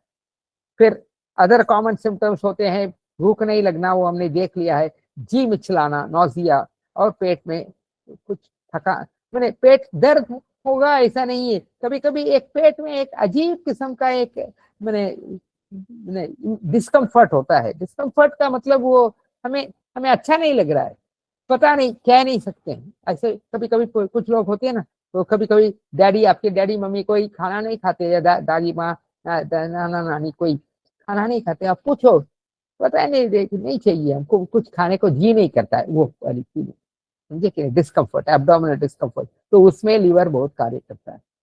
और इसमें फैटी लिवर को ठीक करने के लिए क्या क्या चाहिए? पहले लाइफस्टाइल चेंज चाहिए। लाइफस्टाइल में क्या चाहिए? हेल्दी डाइट और एक्सरसाइज करना, और इससे मेटाबॉलिक फंक्शन इंप्रूव होगा। फिर इसमें फैटी लिवर और मेटाबॉलिज्म का क्या कनेक्शन है?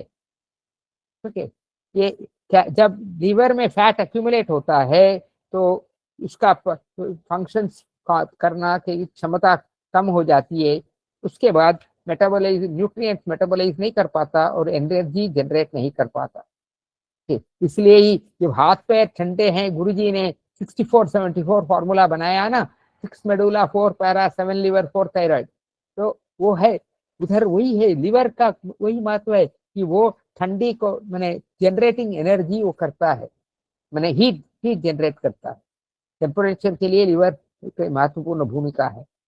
मैंने हर चीज को ऐसे लिंक करने की सोचना चाहिए आप लोग, ठीक है। तो फटीग और वीकनेस, ठीक है, ये तो हमने पहले देख लिया है। और मेटाबॉलिक डिसफंक्शन, ये भी देख लिया हमने। ये मेटाबॉलिक डिसफंक्शन किस कारण होता है? Obesity, insulin resistance, high cholesterol, high blood pressure, ये सब के कारण ये सब होता है।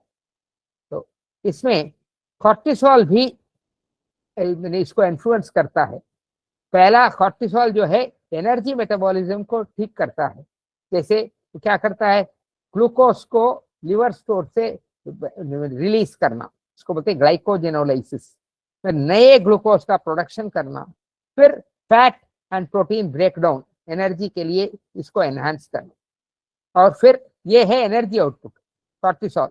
फिर दूसरा कॉर्टिसोल क्या करता है? हेपेटिक ब्लड फ्लो को भी बढ़ाता है। हेपेटिक ब्लड फ्लो का मतलब लिवर के अंदर ब्लड फ्लो, तो इससे लिवर का फंक्शन बढ़ जाता है, ग्लूकोज रिलीज होता है, और फिर ये ब्लड फ्लो रिडिस्ट्रीब्यूट करके ये एनर्जी को डिलीवरी करता है ब्रेन को। तो इसमें फिर एक याद रखना है, अगर कॉर्टिसोल बढ़ गया, हमने सेरोटोनिन बढ़ा उसके बारे में बात की थी, इधर देते हैं क्रॉनिक एलिवेटेड कॉर्टिसोल, उसके नेगेटिव इफेक्ट्स भी हो सकते हैं।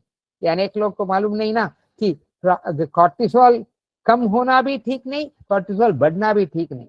तो जब कॉर्टिसोल ज्यादा बढ़ते रहेगा, उसमें क्या होगा? ग्लूकोज का रेगुलेशन बिगड़ जाएगा। अब पेट में फैट चढ़ने लग जाएगा। अनेक लोगों की तोंद है ना, गणपति जैसा तोंद, वो अनेक लोगों के तोंद में एक तो है लिवर की गड़बड़ी या ये क्रॉनिक एलिवेटेड कॉर्टिसोल की गड़बड़ी, ये हो सकता है। और लिवर का फंक्शन भी बिगड़ जाता है, दोनों लिंक्ड हैं। कॉर्टिसोल ज्यादा होने से लिवर का फंक्शन बिगड़ेगा, लिवर का फंक्शन लिवर ठीक से काम नहीं करने से कॉर्टिसोल प्रॉब्लम करेगा। ओके, तो ये जो है ये इसका कॉर्टिसोल का इफेक्ट है, ये बॉडी के स्ट्रेस रिस्पॉन्स के कारण होता है। ओके, अभी हम फाइनल हम इस पे फॉर्मूला पे आ जाते हैं।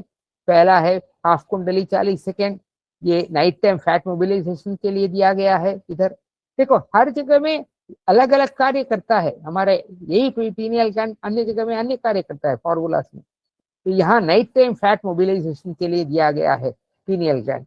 फिर 1 लीवर 3 पॉइंट्स, ये फैट को एनर्जी में कन्वर्ट करने के लिए। फिर 3 गॉल, ये जो है बाइल बनाने के लिए, डाइजेस्ट फैट्स करने के लिए। फिर 10 पैन, ये ग्लूकोज और फैट मेटाबॉलिज्म। फिर थायराइड, 2 थायराइड या 4 थायराइड, ये मेटाबॉलिक रेट को कंट्रोल करता है। और लो थायराइड होने से फैट बिल्डअप होगा, इसलिए जिनका हाइपोथायराइड है वो थोड़ा ओबीस रहते हैं, उसका यही मुख्य कारण है। फिर 6 ADR जो है एनर्जी आउटपुट और हेपेटिक ब्लड फ्लो। फिर फॉर्मूला बड़ा सिंपल है, हाफ कुंडली 40 सेकेंड, अब मैंने 1 पॉइंट लिवर इंटू 6 ट्रीटमेंट, ये फैटी लिवर के लिए बहुत बढ़िया ट्रीटमेंट है। और हाफ कुंडली 40 second, 1 liver 3 point, 6 ADR, 3 gall, 6 ADR, 10 pan, 2 thyroid, ऐसे एक फॉर्मूला मैंने बनाया इन सब चीजों को रखकर। मैंने अभी तक तो हम लोग 1 पॉइंट लिवर से काम कर रहे थे, वो फैटी लिवर के लिए अच्छा ही है, लेकिन ये जो है इतने सारे नई इनपुट्स हैं उसके कारण ये बनाया गया। ठीक है, ओके ओके, नाउ बस इतना आज के लिए काफी है, बहुत हो गया। अभी हम 3 क्वेश्चन ले लेते हैं जो इन्होंने पूछा है। ओके, बहुत सारे हैं इधर, इधर हम अभी question and answer. Okay, 3 question जो इन्होंने पूछा था। आश्रम में जब किसी पेशेंट को क्रैम्प आता था तो गुरुजी कहते थे हाथ सिर के पास रखो और चुटकी बजाओ, यानी ऐसे हाथ रख के चुटकी बजाओ, और देखते ही देखते क्रैम्प चला जाता था। ये राकेश जी ने बहुत अच्छा क्वेश्चन पूछा, इसका वैज्ञानिक रहस्य क्या है? तो इसका वैज्ञानिक रहस्य मैंने इंटरनेट से ही ढूंढा, और गुरुजी ने ये सब तब ढूंढ लिया है अपने आप, तो इसका अभी मैंने इंटरनेट से ढूंढा, ये समर्थन मिल गया। तो 3 चीज करता है। पहला है ये रक्त प्रवाह में वृद्धि करता है, जब हाथ सिर से ऊपर उठाने से रक्त संचार बेहतर होता है, जिससे मांसपेशियों में ऐंठन कम हो सकती है। सर्कुलेशन बढ़ गया तो मांसपेशियों में ऐंठन कम हो जाएगी। फिर दूसरा, विश्राम प्रतिक्रिया, यह क्रिया मांसपेशियों में तनाव और ऐंठन को कम करके विश्राम को बढ़ावा देती है। अच्छा, फिर तीसरा है स्ट्रेचिंग की गतिविधि। मैंने ये सब चीजों में मैंने इंटरनेट का ही सहायता ली है, लेकिन उसके बाद अपने जो इम्पोर्टेंट है उतना मैंने रखा है अपने लिए। तो मांसपेशी को स्ट्रेच और आराम देने में मदद करती है, इससे राहत मिलती है। स्ट्रेचिंग करते हैं ना, ऐसे करते हैं, तो वो स्ट्रेचिंग की गतिविधि।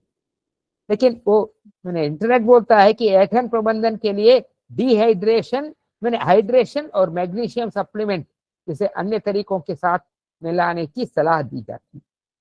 तो ये हो गया पहला क्वेश्चन। दूसरा क्वेश्चन, हाँ ये अच्छा है, उन्होंने याद कराया। हम लोग सूर्यमाल के जंगलों में ट्रेकिंग पे जाते थे। मुझे पेज नंबर बताइए, क्या बुक में पेज नंबर कौन सा है? ये बुक में नहीं है, ये ओके ओके ये मैंने अपने आप बनाया है अभी। Okay okay okay, no problem, thank you. Okay, welcome madam. हाँ, जब आप, दूसरा प्रश्न था, जब आप न्यूरोथेरेपिस्ट के साथ सूर्यमाल के जंगलों में ट्रेकिंग पे जाते थे तो अगर किसी के पैर में क्रैम्प आता था तो आप कहते थे पीछे की तरफ चलो। मैंने पीछे की तरफ, मैंने बैकवर्ड वॉकिंग करना है, इसको बोलते हैं बैकवर्ड वॉकिंग। तो बैकवर्ड वॉकिंग में क्रैम्प में तुरंत राहत मिल जाती थी। सही है, तो ये क्या, इसका लॉजिक क्या है? तो पीछे की ओर चलने से पिंडलियों में मांसपेशियों को सक्रियता मिलती है, जिससे उन्हें मजबूत बनाने और समग्र मांसपेशी संतुलन में सुधार करने में मदद मिलती है। ये एक्चुअली इंग्लिश को मैंने हिंदी में ट्रांसलेट किया है थोड़ी सी, ठीक है। तो तो ये मांसपेशियों में सक्रियता होती है। ये आप देखेंगे करके भी कि जब आप सीढ़ियां चढ़ते हैं, उस समय आपके माने पिंडली कैसा यूज होता है। और जब आप रिवर्स वॉकिंग करते हैं, सीढ़ियां से उतरने का रिवर्स वॉकिंग करते हैं, माने सामने की ओर देखकर सीढ़ियां उतरना। माने हम नॉर्मली सीढ़ियों को जब सीढ़ियां उतरते हैं तो सीढ़ियों की तरफ देख के उतरते हैं। इसमें रिवर्स वॉकिंग में क्या करना है कि साइड को पकड़कर हम सामने की तरफ देखकर, ऊपर की तरफ देखकर सीढ़ियां उतरना, वो एक रिवर्स वॉकिंग में एक प्रवृत्ति है। तो वैसे ही मैं बोलता था कि भाई आप केवल रिवर्स वॉकिंग करो, बहुत जल्दी उसमें रिजल्ट आ जाता था। तो उसका क्या यह है कि पिंडली की मांसपेशियों और अकिलिस टेंडन में लचीलापन बढ़ाता है। ये अकिलिस टेंडन जानना जरूरी है। आप लोग थोड़ी सी मेरे साथ आज थोड़ी एक दिन के लिए बैठ जाओ, क्योंकि मैं इसको और खींचना नहीं चाहता और एक क्लास लेना नहीं चाहता, है नहीं, बहुत कम मटेरियल है और तो इसलिए तो सब लोग थोड़ी सी मेरे साथ रह जाना। ओके, तो मांसपेशियों के असंतुलन को कम करना, पीछे की ओर चलने से विभिन्न मांसपेशी तंतुओं पर काम होता है। बहुत सारे मांसपेशियां आते हैं, इससे पिंडली के दर्द में योगदान देने वाले असंतुलन को दूर करने में मदद मिलती है। तो ये सब चीजें हमने बैकवर्ड वॉकिंग में देखा है।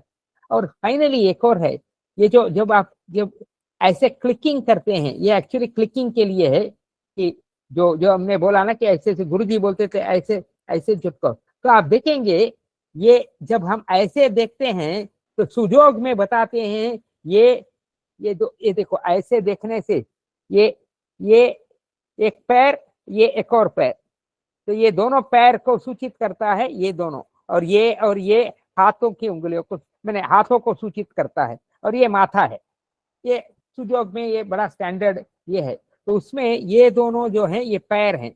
ओके, तो जब हम ऐसे ऐसे करते हैं तो बारी बारी से हम एक पैर दूसरे पैर को उकसाते हैं सुजोग में, ऐसा भी हम सोच सकते हैं। इसके भी कारण हो सकता है कि वो रिजल्ट मिल रहा हो। ठीक है, तो अचिलिस टेंडन क्या है ये आपको मैं एक पिक्चर से दिखा रहा हूँ। ये जो टेंडन है ये अचिलिस टेंडन है, जो एकदम एडी से जड़ा हुआ है। और यहाँ दो मसल हैं, एक है गैस्ट्रोक्नीमियस मसल और एक है सोलियस मसल। तो ये दोनों जो है ये मांसपेशियों को हड्डी से जोड़ने का काम ये अचिलिस टेंडन करता है।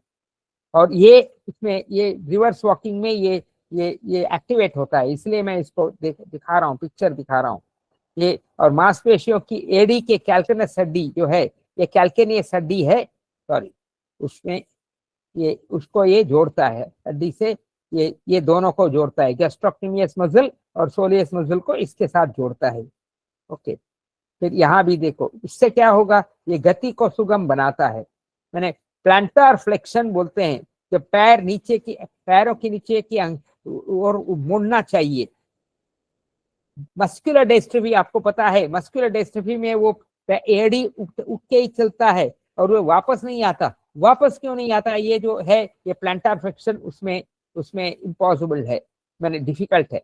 तो ये जो इसको, और ये प्लांटर फ्लेक्शन किस लिए चाहिए, चलने दौड़ने और कूदने के लिए महत्वपूर्ण है। फिर ये जो अचिलिस टेंडन है ये एक स्प्रिंग की तरह कार्य करता है और गति के दौरान ऊर्जा को स्टोर करता है और एफिशिएंसी बढ़ाने के लिए उसे रिलीज करता है। और इसके अलावा ये एक शॉक अब्जॉर्बर जैसा कार्य करता है और फोर्सेस को डिस्ट्रीब्यूट करने के लिए मदद करता है। तो ठीक है, तो इसका मुख्य कार्य में मांसपेशियों को हड्डी से जोड़ना होता है, गति को सुगम बनाना होता है, ऊर्जा भंडारण और विमोचन और आघात अवशोषण, ये सभी तो हमने अभी बता दिया। ठीक है, अभी तीसरा प्रश्न, मैंने अभी क्यों ये कार्य हुआ ये मैंने अपनी तरफ से थोड़ा सा एक्सप्लेन किया है। लास्ट क्वेश्चन है ये, वीडीआर रिसेप्टर का D3 एब्जॉर्प्शन और क्रैम्प्स में क्या संबंध है। ये क्वेश्चन थोड़ा लंबा है, हमको आंसर करना पड़ेगा, तो जरा वेट कीजिए, समझ लीजिए। पहला है विटामिन डी जो है कोल कैल्सिफेरॉल जिसको बोलते हैं, इसको विटामिन D3 बोलते हैं। वो 2 स्टेप में एक्टिवेट होता है, ये आप सबको पता है, लिवर और किडनी में एक्टिवेट होता है। लिवर में 25 हाइड्रोक्सी होता है, कैल्सिडायोल बोलते हैं, और फिर उसके बाद किडनी में 125 DCC बनता है। और इसके बाद ये कैल्सिट्रायोल जो है ये वाला, यही वीडीआर के साथ बाइंड होता है। और वीडीआर क्या है, ये न्यूक्लियर रिसेप्टर है जो इंटेस्टाइन, बोन, मसल और नर्व इन सब में प्रेजेंट है। और ये कॉम्प्लेक्स फिर क्या करता है, जीन्स को रेगुलेट करता है, और ये कैल्शियम और मैग्नीशियम एब्जॉर्प्शन को ठीक करता है वगैरह, और फिर मसल कंट्रैक्शन और नर्व सिग्नलिंग के लिए कार्य करता है। ठीक है। अच्छा, इसके बाद क्रैम्प्स आने के दो कारण हो सकते हैं, ये D3 के कमी या VDR की सक्रिय न होना, इसको मैं एक्सप्लेन कर रहा हूँ। कहाँ प्रॉब्लम हो सकता है, क्रैम्प्स मसल इनवॉलंटरीली कंट्रैक्ट होते हैं। क्रैम्प में क्या होता है, अचानक मसल कंट्रैक्ट हो जाते हैं और उसके बाद रिलैक्स नहीं होते, इसी के कारण वो ये हो जाता है ना, संकुचन। तो वो किसके कारण हो सकता है, एक हो सकता है इलेक्ट्रोलाइट बैलेंस डिस्टर्ब हो जाना या न्यूरोमस्कुलर बैलेंस डिस्टर्ब हो जाना। तो इसमें दो कारण हो सकते हैं, एक है विटामिन D3 की डिफिशियंसी, और ये D3 की डिफिशियंसी क्यों हो सकता है, पुअर डाइट के कारण हो सकता है, सनलाइट की कमी या लिवर का मैल फंक्शन, ये तीन कारणों से D3 डिफिशियंसी हो सकता है। तो ये सब होने से क्या होगा, कैल्शियम और मैग्नीशियम का अब्जॉर्प्शन ड्रॉप होगा और फिर मसल की एक्साइटेबिलिटी इंक्रीज हो जाती है, उसके कारण क्रैम्प्स आते हैं। तो ये क्या है, सप्लाई इश्यू है, यहाँ चाबी नहीं है, पर्याप्त चाबी नहीं है लॉक को टर्न करने के लिए, तो ये एक प्रकार का प्रॉब्लम।